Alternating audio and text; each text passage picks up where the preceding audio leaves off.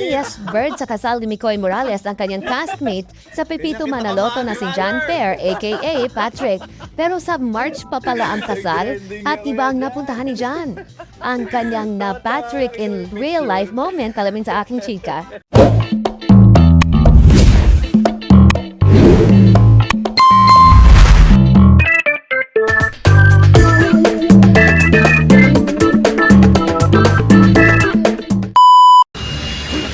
Pambato nila ako, star player. Panggulat ba? Hindi lang sa kapuso sitcom na Pepito Manaloto nang gugulat si Patrick. Hindi ko sa iba pa siya sa Susan. Then panggulat ako. Ang hindi na naging kin character kasi ang gumaganap. Sa kanya na si John here. Ipinost ng castmate niyang si Mikoy Morales ang larawan ni John na posturang-postura in his barong. Para sana ito sa kasal ni Mikoy. Kaso, ang wedding sa March pa. Inakala niya raw kasing ang kasal ay kahapon, January 3. At hindi niya nabasa ng buo ang sulat sa invitation na please RSVP on or before January 3. Kaya si John na Patrick sa totoong buhay. Laking gulat daw niyang pagdating sa simbahan, nakasuit ang lahat habang nakabarong si John. Wala rin daw siyang kilala at tila iba ang itsura ng groom. At nang tawagan niya si Charis Solomon na gumaganap na misis niyang si Janice sa sitcom. Confirmed, ibang kasal ang napuntahan niya. May libu-libong haha reactions online ang post ni Mikoy kung saan nagbiro siya na newlyweds baka pwedeng makahingi ng kopya ng same-day edit video nakita si John. Tada! Eto at ipinost ng photo studio na present sa wedding ang larawan ni John sa kasal. Giro ni Mikoy, buti hindi nalito ang bride. Kasi si John at ang groom lang daw pala ang nakabarong. Sabi ng netizens, parang episode sa Pepito Manaloto ang nangyari. O baka na-excite lang si Patrick sa paghihintay kung may hotdog ba sa reception. Sa Pepito Manaloto kasi, favorite ni Patrick ang hotdog. Tsaka pa, may mga pagkain kang kailangang iwasan. Gaya po ng pizza, hotdog. Ha! Bawa ng hotdog? Buti na lang John, aka Patrick, took it in stride. At nag-congrats pa rin sa groom at bride.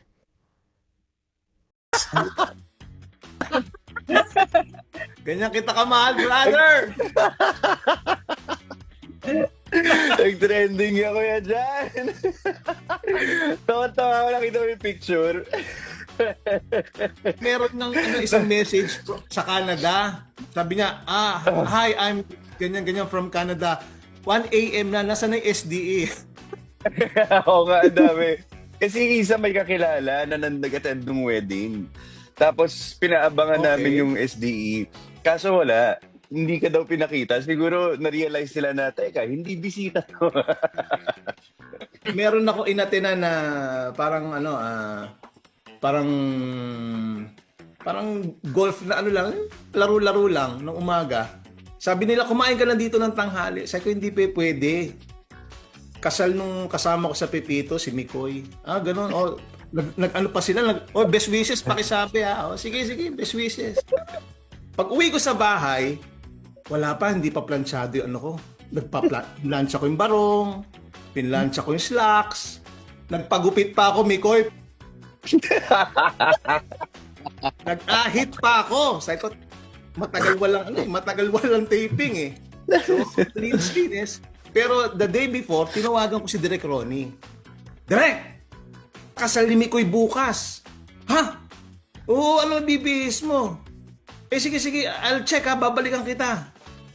Tumawag. Sabi ko, baka may ibang baka may ibang ruta to. So fast forward, eto na. Sabi ko kay Mrs. Malilate na ako. Kasi umalis ako sa bahay, Paranaque, mga 3:15 na, Koy Mix eh. Sabi ko, alas 4, naalala ko doon sa strictly 4 p.m. will start. Yan yung mga natatandaan ko eh. Buti yun, tama yung alala mo. Hindi. At saka yung bunga ng invitation mo, may January 3, kaya tumatak lang sa akin yung January 3. Sabi ko, sige, hindi bihis, okay na.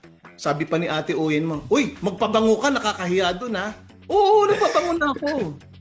Di andar na ako. Andar. Pagdating ko doon, sabi ko, uy, dami ng kotse. Sabi ko, sige, parada na ako. Doon ako sa likod dumaan. Nakalak na yung mga pinto, Koy Mix. Sabi ko, sinarado na. Gigilid na lang ako. May nakakita sa akin, Patrick! Pa-picture muna. Hindi, bago tayo mag-picture, ituro mo sa akin dito yung entrance, yung sa gilid lang. Parang nakakaya. Tinuro sa akin, ganyan. Pagpasok kong ganon, okay. Inahanap ko si Charis, tsaka si Wancho, nakalagay sa invitation mo Wala.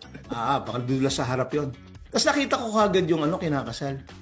Ay, nagpagupit si Mikoy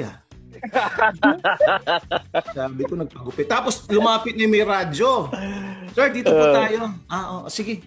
Ganun lang ako. Okay. Nakita ko may mga nag-ano na, may nagpa-camera, may nagbibideo na, gano'n. Okay. Kasi, tinitignan ko pa rin yung groom. Sabi ko, si Mikoy nagpagupit? Sabi ko, siyempre, kasal nga naman, pero medyo malakas ito Sabi ko, teka. Tapos nakita ko lahat ng tao, nakasuit. Ako lang yung nakabarong. Sabi ko, okay. Teka, sandali lang May kumuha sa akin ng picture, nakita ko Sabi ko, ay, brother, tinawag ko nga, halika nga. Sir Patrick, pa-picture pa sa akin, nag-post yun yung photographer. Nag-post sa'yo, may kuha kami dalawa ganyan, picture sila. Ikaw, mamaya na yan. Si, ba yan? Si Marco Morales? Sir, hindi po Hindi ako pwede magkamali. Ngayon yung kasal nun, January 3, 4 p.m. Sabi ko, sir, hindi po, ito po yung ikakasal. Sabi ko, hindi yan yung ikakasal. Pero sir, meron pang 2 p.m. Yan, nagkabuhay ako. Sabi, baka na-adjust yung oras. Tapos pinakita yun sa akin. Sabi ko, hindi yan Hindi ako nagkakamali. 4 p.m. January 3. Sir, ito lang ikakasal Tapos sabi ko, sige, titignan ko na lang yung church. Baka nagkamali ako ng church. So, doon ko na inopen yung mo. Kasi hindi naman ako mahilig sa mga link-link. Diba? Kaya ako nagpatulong sa'yo. Mga link-link na, pinindot ko yung link na gano'n. Pag silip ko ng link, nakita ko kayo mag-asawa. Sa picture. March. Ang laki-laki, March. Oo, March. Nanlaki mata kong gano'n Sabi ko, sadali Brad, jijingle lang ako yung upuan ko dyan, labas akong gano'n. Sabi ko, my God, March. Tinawagan ko kagad si Charis. Sabi ko, Tay, bakit? Pipito ko. Bakit? Natin ako ng kasal ni Koy. March pa pala. Oo, bakit? Nasaan ka? Nasa Don Bosco Church ako ngayon. Tawa ng tawa si Charis, di na makapagsalita. Sabi ko, napipito ako. Sige, tatawagan ko si Mikoy. Tinawagan ko si Mikoy, mukhang tulog to Nasa party ako doon Nakita mo yung oras, 4:16? 4 p.m. nga. 4:16 Lumabas na ako 4:16. Sabi ko, di sumasagot si Mikoy. Uwi na ako sa bahay. Talaga nag-iisip lang ako sa kotse. Wala ako, tahimik lang ako. Tahimik, dadrive lang ako. Yung parang hindi ako makapaniwala nangyari sa akin na ang tanda mo na, 57 years old ka na, nagaganyan ka pa. Pag-uwi ko sa bahay, nakita ko ng kapatid ko, Tol! Ang aga mo naman bumalik! Sabi ko, umalis ka dyan, buksan mo yung gate. Binuksan yung gate. Nakita ko ng misis ko, sabi, ang aga mo naman! Sabi ko, napipito ako. Ha? Napipito ako. Akit ako sa bahay. Pag akit ko ng bahay, halakak na ako, ang tagal kong tumatawa. Sabi niya, bakit? Tawa ako ng tawa, wala non-stop. Siguro mga 3 minutes akong tuloy-tuloy na tawa. Bakit? Nasa March pa pala ang kasal, hindi January 3. Yan kasi hindi ka nagbabasa. Ikaw rin Sinabihan mo ako magpabango ako Sabay nag-search kung ano yung isusuot. Kaya doon ko nalaman sa kanya. Sabi ko, nayari ako. Tapos usap na kami ni Mikoy. Ayan, tumawag na si Mikoy. Koy Mix! Tawa ng tawa si Mikoy. Sige, ganun mo kuya dyan. Sige. Tapos gumawa to ng parang sulat sa Facebook. Sabi, kuya dyan, post ko? Sige, post mo. Wala nang masama eh. Nakakatawa lang yun eh. Good vibes naman eh. Hindi naman namin akalain ni Mikoy na ganyan na nasasabog na ganyan. Tapos ang dami nang kumukuha ninong sa akin. Dahil ang aga ko rin dumating. Ako naman kasi, Kuya Jan, bago kita i-call back, nakita ko na yung selfie mo. Ang lala nun. Tapos, pero dahil doon ko lang din na piece together na siguro may dalawa rin nag-message sa akin na parang, sorry, hindi kami makakapunta kasi may work kailangan namin ng puntahan, ganun. Sabi ko, sa March may work kayo? Tapos sabi niya, ay, akala namin January 3. Sabi ko, meron din. Tapos may nag-message pa. Si Tisoy, si Alden nag-message na, sorry Miko, hindi ako nakapunta, nasa malayong lugar pa ako. Sabi ko, kakausap lang natin nun. Sabi ko, isa ka pa. Huwag ka nang tumulad dito. Tapos pinakita ko yung screenshot ng usapan natin, Kuya Jan. Si Kuya Jan, nandun kanina. Huwag ka nang tumulad. Alam mo, Miko, yung mga magkakamuka, nagkakamali talaga. Yung nakalagay kasi doon sa invitation is, hindi na kami nag-physical invites kasi. Website na lang para nandun na lahat. So, nakalagay doon kung ilang heads, yung ilang seats yung naka-reserve, tapos yung link ng website, tapos sa dulo nakalagay, please RSVP on or before January 3. Tapos yun na yun. So, kita mo kung sino yung mga hindi nagbukas ng link. Tama naman. Di nga nabuksan ni Kuya Jan yung link kasi ako yung nag-RSVP para sa kanya nung magkasama kami. Ako, di ba? Tayo na gano'n nun magkasama. Si Tito Ron din eh. Si Tito Ronnie naman, hindi sa taping, Kuya Jan. Tayo kasi sa set, di ba? Sa taping tayo nag-ayos tong sa'yo. Si Tito Ronnie, sa Viber. Ang dami niyang message. Nandito ako sa bahay nun eh.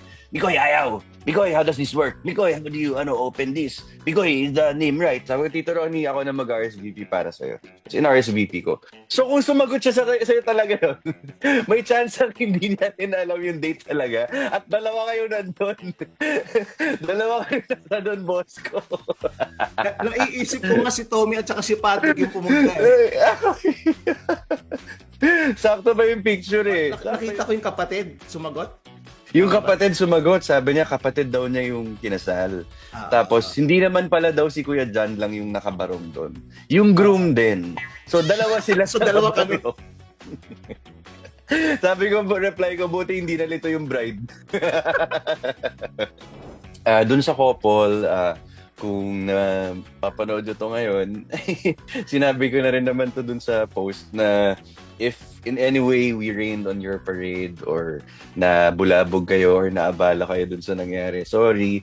Hindi naman namin expect na maging sumabog to ng ganito eh. Gusto lang namin makita yung gusto lang namin, na-imagine lang kasi namin kung anong magiging reaction ng isang crowd sa reception and ng couple na ikakasal kapag lumabas si John Pierre sa SDE na hindi naman nila alam kung bakit. Yun ang inaisip namin. Pero di namin sinasadya na kung nabulabog man kayo or ano. Ayun. Pero congratulations at yun, nagkaroon kayo ng +1. sa guests nyo. Ayun. Ako, babatiin ko ng best wishes yung sa couple. Naku, pasensya na kayo at ganun na nangyari. Pero wini-wish namin yung magandang buhay nyo. Naway magkaroon kayo ng masaganang buhay, magagandang anak. At hayaan nyo, sa kasal ni Mikoy, invited kayo. Kung sino man kayo, pumunta rin kayo na nakabarong Ma'am, lang. Thank you very much po sa inyo, Ma'am Sir. Salamat po. Sana makita natin sila ng personal para para makita natin. Para malaman din natin yung reaction nila, no? Yung panic nila na kinakasal sila tapos dito si Patrick tito mo ba yan? Hindi eh. Tito mo ba? Hindi, akala ko tito mo. Di ba? Ganun.